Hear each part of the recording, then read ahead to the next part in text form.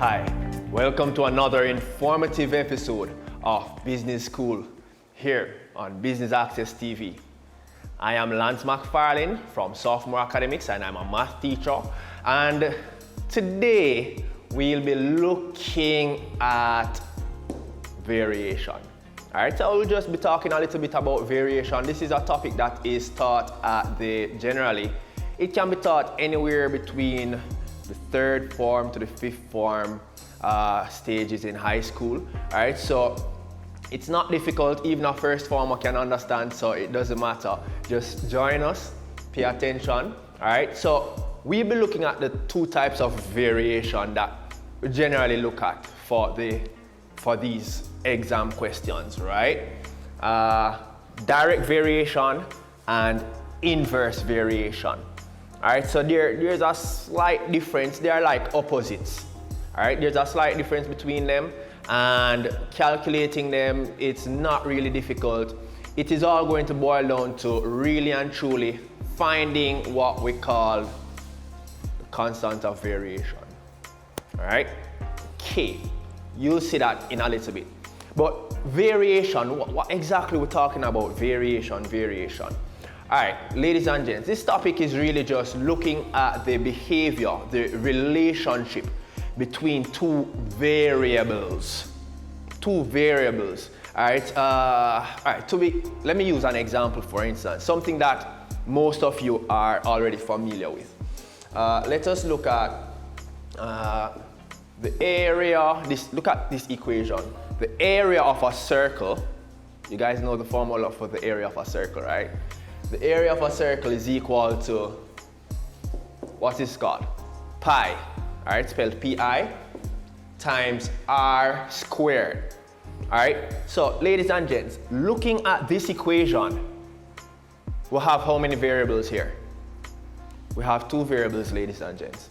We have the area of the circle and we have the radius of the circle.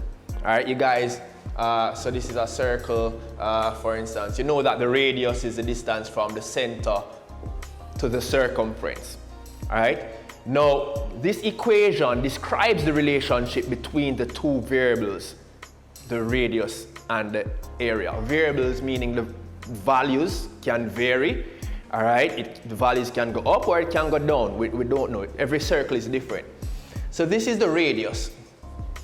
And what happens is, the larger the radius, then the larger the area of the circle. So if the value of the radius goes up, let me use a different color marker. If the value of the radius goes up, what happens to the area of the circle? It also goes up. And if the value of the radius goes down, then the value of the area will also go down, right?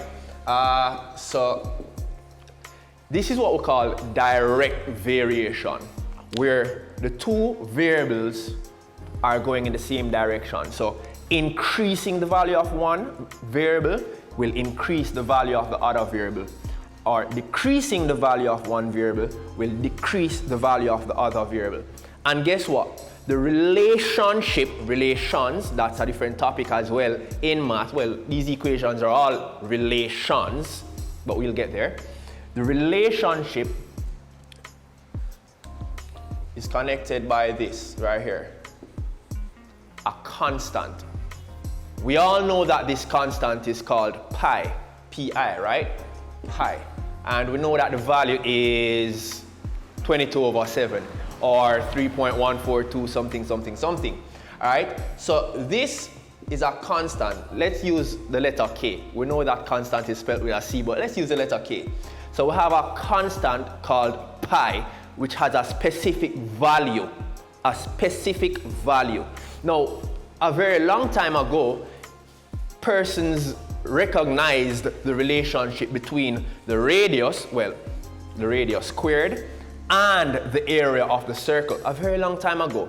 And they realized that whenever you divide, or that relationship between the area and the radius squared, there was always a constant there. They realized that anytime you had area and divided it by the radius squared, you always got that same constant pi.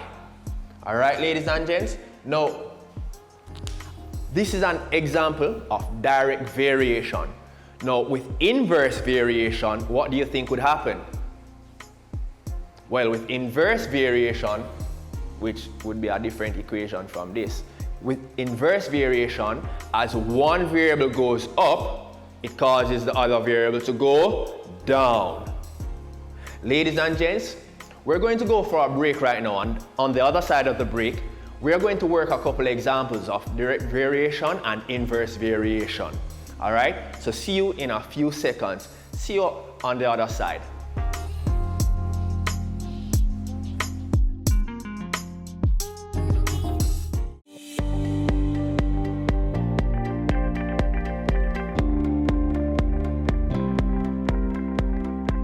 Welcome back to Business School. Again, I am your guest teacher for today, Lance McFarlane from Sophomore Academics, and we are looking at variation. All right, we're looking at now a question about direct variation. Here we have it on the board.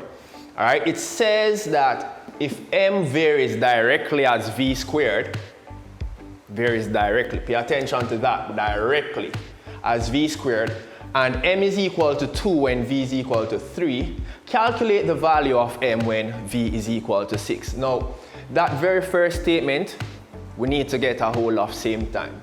It says, look at this, ladies and gents, look at this. M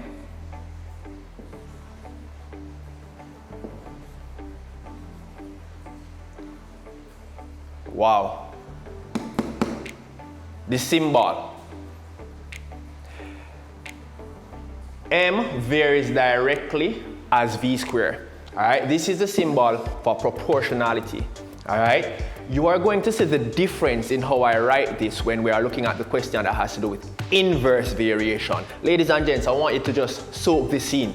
All right, M, this is literally read as M varies directly as v squared. M varies directly as v squared. So this really just means varies or is proportional. All right, so anyways, let's move from here. After writing this sentence, all right, this is what you do.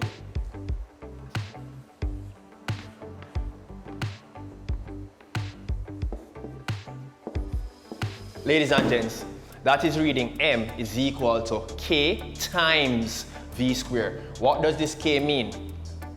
I mentioned it in the first part of this tutorial when I was speaking about pi being a constant of proportionality. So here we have it, ladies and gents, k.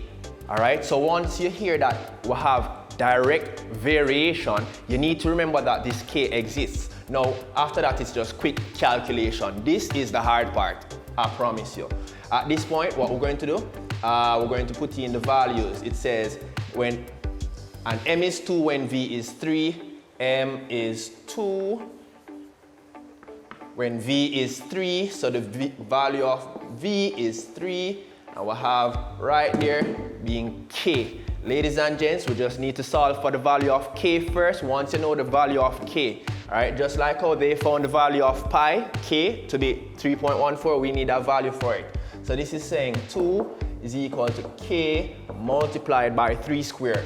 3 squared is 9. So ladies and gents, we're going to divide both sides by 9. Dividing both sides by 9, bam, bam. Here we have it. The value of k is equal to 2 over 9. Now we know the constant of proportionality. Then we can actually now go and answer the question. It says calculate the value of m if v is 6. Remember, this is the equation. M is equal to k multiplied by v squared. They told us that the value of v is now 6. They want to know the value of m. Guys, we now know the value of k. We calculated that to be 2 over 9. So this is 2 over 9 multiplied by 6 squared. Therefore, m is equal to 2 over 9 multiplied by what is 6 squared? 36. And then you simply cancel down.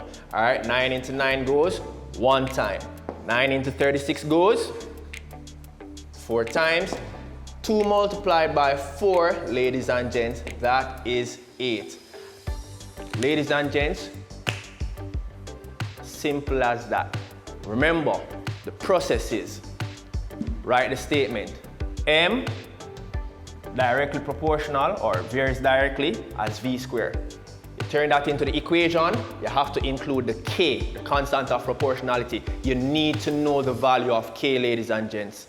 Just like we needed to know the value of pi, all right? We need to know the value of k. Without it, we can't solve the situation, all right? So after finding the value of k, using the information that they gave us, because they told us that m is 2 when v is 3. m is 2 when v is 3. You found the value of k, and then you use the value of k that you found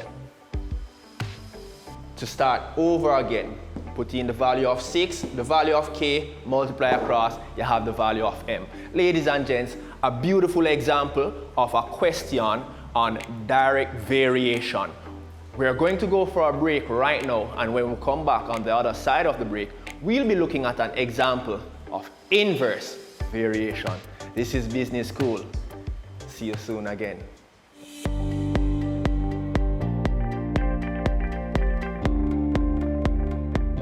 Ladies and gents, this might sound cliche, but it's really all about practice, all right? You have to practice your mathematics, all right?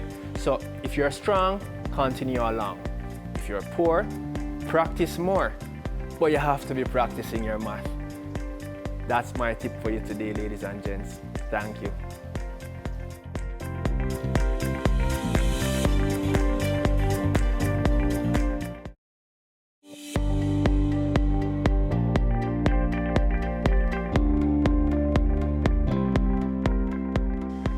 Welcome back to Business School. My name is Lance McFarlane, a math teacher from Sophomore Academics. We are doing the topic variation today. We're looking at direct variation and inverse variation. We did a question on direct variation earlier. Now we shall be looking at a question that is inverse variation. Let's go.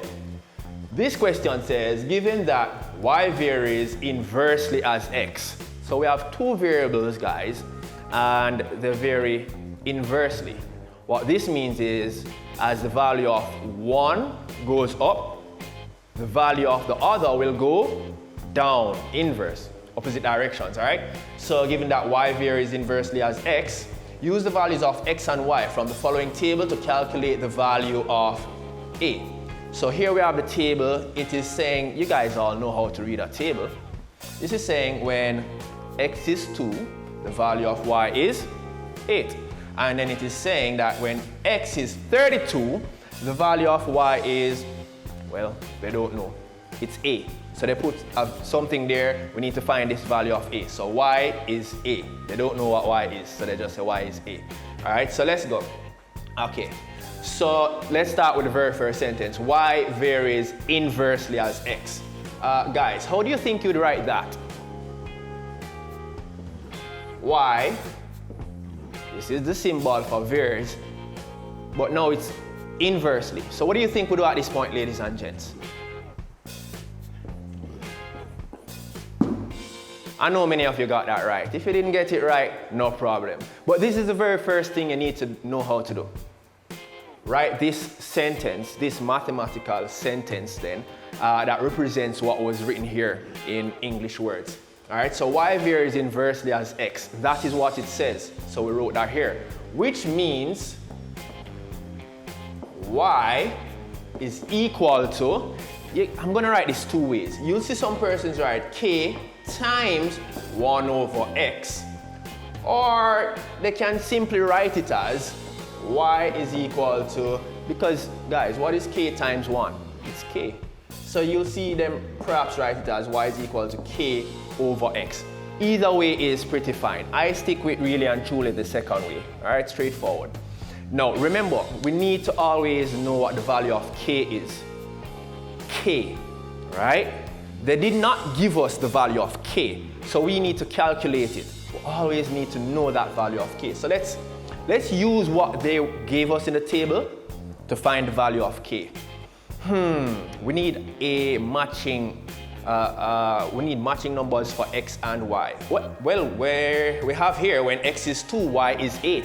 So we can use this. We can use this information. Plug it here into the equation.